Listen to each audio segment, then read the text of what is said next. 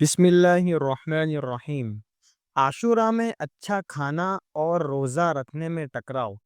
سوال: عاشورہ کے دن اپنے اہل و عیال پر دسترخوان کشادہ کرنا چاہیے، کیا یہ روایت معتبر ہے؟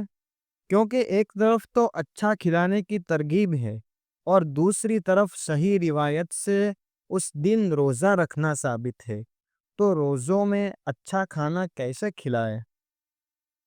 نمبر 2، حدیث میں عیال کا لفظ آیا ہے، اس سے مراد کون کون لوگ ہیں؟ کیا پڑوسی، شاگرد، سسرال کے رشتہ دار اس میں داخل ہیں؟ جواب: حامدً و مصلیًا و مسلمہ۔ اس روایت کے الفاظ یہ ہیں: جس نے عاشورہ کے دن اپنے عیال یعنی بیوی بچوں پر خرچ میں وسعت یعنی کچھ زیادہ خرچ کیا تو اللہ تعالیٰ اس پر پورے سال وسعت فرمائے گا۔ جواب نمبر 1، اس روایت میں کہیں بھی دسترخوان کا یا کھانا کھلانے کا خاص ذکر نہیں ہے، بلکہ بعض روایتوں میں نفع یعنی مطلق خرچ کا ذکر ہے۔ نفقے میں بیوی بچوں کو نقد پیسے دینا، کھانے پینے، کپڑے، دوائی وغیرہ ضروری تمام چیزیں شامل ہیں۔ افطاری کے لیے جتنی بھی چیزیں خریدی جائیں گی ان کا خرچ تو دن میں ہی ہو جائے گا۔ عاشورہ مغرب کے بعد ہی شروع ہو جاتا ہے، تو رات کو یا سحری میں اچھا کھانا بھی کھلایا جائے تو بھی روزے کے ساتھ کوئی ٹکراؤ نہیں۔ اس لیے جب روزہ رکھنے اور وسعت کرنے میں تطبیق یعنی جوڑ ممکن ہے تو ٹکراؤ کو دلیل بنا کر روایت کو موضوع یعنی من گڑت کہنا صحیح نہیں۔ حافظ ابن حجر اور علامہ سیوطی رحمۃ اللہ علیہما نے اس روایت کو ثابت اور صحیح قرار دیا ہے، اور ابن جوزی رحمۃ اللہ علیہ جنہوں نے اسے موضوع قرار دیا تھا ان پر بھی رد کیا گیا ہے۔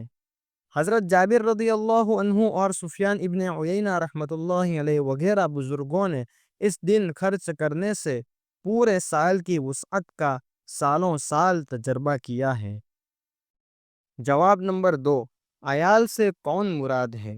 عیال عربی کا لفظ ہے جس کا مطلب ہوتا ہے جن کے نفقہ یعنی خرچ کی ذمہ داری انسان پر ہو۔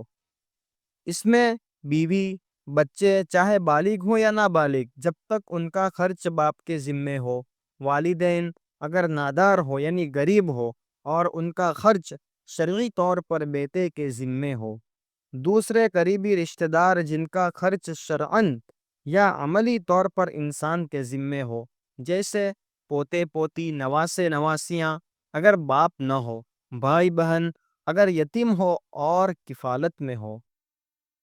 حوالہ: لسان العرب جلد نمبر 11 صفحہ نمبر 485۔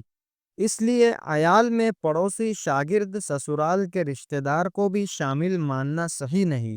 کچھ علاقوں میں جہاں منگنی ہوئی ہو وہاں بھی اس دن وسعت کی فضیلت حاصل کرنے کے لیے ہدیہ بھیجا جاتا ہے، جو کہ صحیح نہیں ہے۔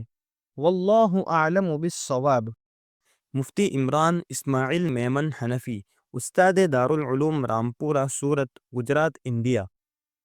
اس جیسے مسائل کو حاصل کرنے کے لیے ہمارے اس چینل کو سبسکرائب کریں اور زیادہ سے زیادہ لوگوں کو شیئر کریں۔